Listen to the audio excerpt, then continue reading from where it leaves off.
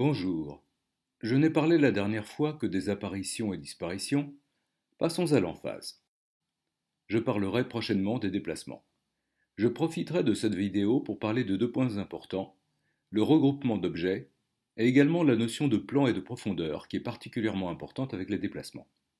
Je l'ai dit dans la vidéo précédente, certains des effets d'emphase peuvent être remplacés par une transition vers une slide où l'élément est convenablement modifié. Comme pour les apparitions et disparitions, utiliser alors animation ou transition est question de goût et parfois de facilité de combinaison avec d'autres animations. C'est une différence majeure des animations par rapport aux transitions, on peut en déclencher plusieurs en même temps. Si je n'utilise pas beaucoup d'effets d'apparition et de disparition, j'utilise encore moins d'effets d'emphase. Ceci dit, il y en a que j'utilise souvent. Les effets d'emphase que j'utilise le plus sont agrandissement-rétrécissement, qui a beaucoup en commun avec le zoom, et, dans une moindre mesure, la rotation. Ni l'un ni l'autre ne peuvent être remplacés par une transition. Agrandissement et rétrécissement sont utiles soit pour mettre en évidence, soit pour mettre en quelque sorte à l'arrière-plan un élément. Je les utilise surtout en combinaison avec des déplacements et je vous donnerai des exemples plus tard. Attention à l'agrandissement qui pixelise dès qu'il devient significatif, même si l'image que vous agrandissez était à l'origine de haute résolution. J'utilise les rotations de temps à autre, et je vais vous donner dans un moment quelques exemples. Les autres effets d'emphase que j'utilise parfois peuvent eux être remplacés par des transitions, mais l'animation est souvent plus pratique. Rendre transparent, désaturer, éclaircir, que je considère comme à peu près synonymes, peuvent être utiles pour faire passer l'attention d'un élément à un autre sur la slide, tout en gardant visible l'élément précédent. Le clignotement est un effet que j'utilise pour une seule chose, simuler un clic quand je recrée une interface informatique. Pour la rotation, faire tourner des engrenages est un peu cliché, mais donne une bonne idée de processus, éventuellement intellectuel. Au passage, vous venez juste d'également voir des rétrécissements et des déplacements. Mais il y a un certain nombre de difficultés liées aux rotations que je vais aborder maintenant et qui seront l'occasion de parler de regroupement d'objets. Il m'arrive souvent d'avoir à discuter de performance. Un moyen d'illustrer des idées de performance est d'utiliser une espèce de tableau de bord avec cadran et aiguille. Dessinons une forme qui correspond à un segment de disque. En la triturant un peu, on peut en faire un cadran acceptable qui sera encore mieux une fois rempli par un dégradé. Pour l'aiguille, un triangle pourrait être utilisé, mais c'est assez moche. Je vais donc me créer un objet composite en regroupant deux formes, le triangle et un disque que je vais dessiner à côté. Ce disque, je vais le ramener à la base du triangle. En gardant la touche majuscule enfoncée, je peux conserver le disque sélectionné et sélectionner également le triangle en cliquant dessus. Je n'ai plus qu'à aller chercher dans les menus le regroupement et mes deux formes sont combinées en une seule. En sélectionnant l'ensemble et en cliquant ensuite sur un sous-objet, on peut toujours modifier les objets individuellement.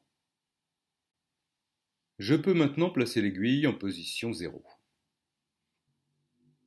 Et maintenant, comment la faire tourner?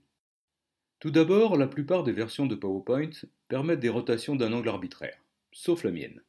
Je suis limité à des rotations par quart de tour, mais il en faut plus pour m'arrêter. Si j'applique donc une rotation d'un quart de tour à mon aiguille, voilà ce que j'obtiens, et ce n'est pas du tout ce que je veux. Le centre de rotation de mon aiguille est son barycentre, et pas le disque à la base du triangle. La solution n'est pas très compliquée. Je sélectionne mon aiguille, et je la copie. Je vais ensuite tourner ma copie de 180 degrés.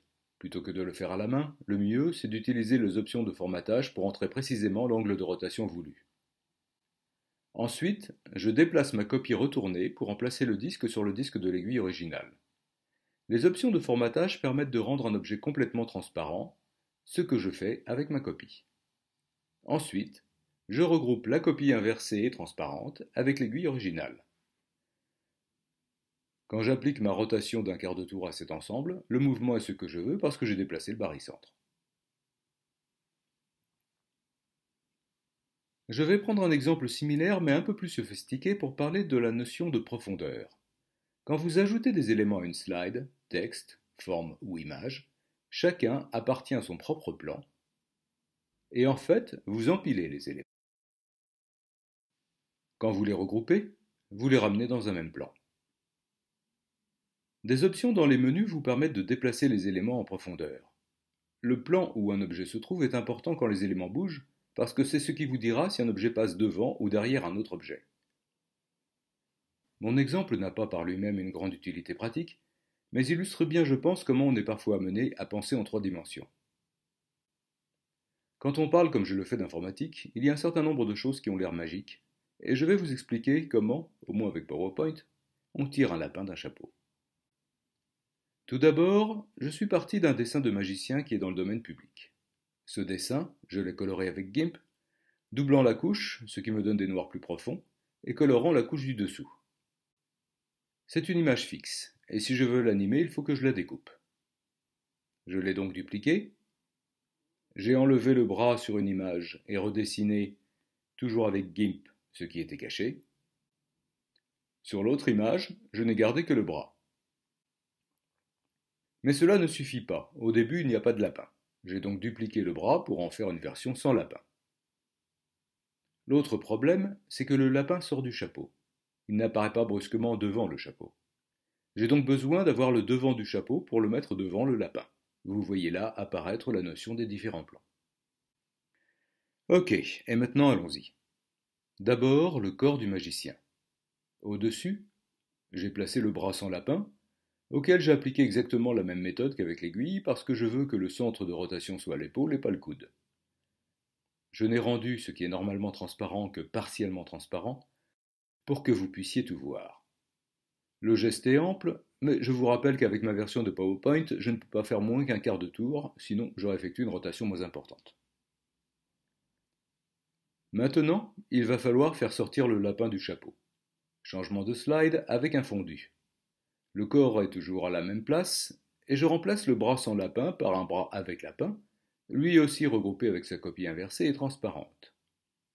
Ici, je montre à droite les différentes couches parce que cela va être important. En fait, vous voyez que c'est un peu comme avec GIMP de ce point de vue.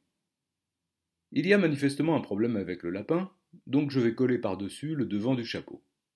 Sauf que le lapin est toujours trop gros pour le chapeau.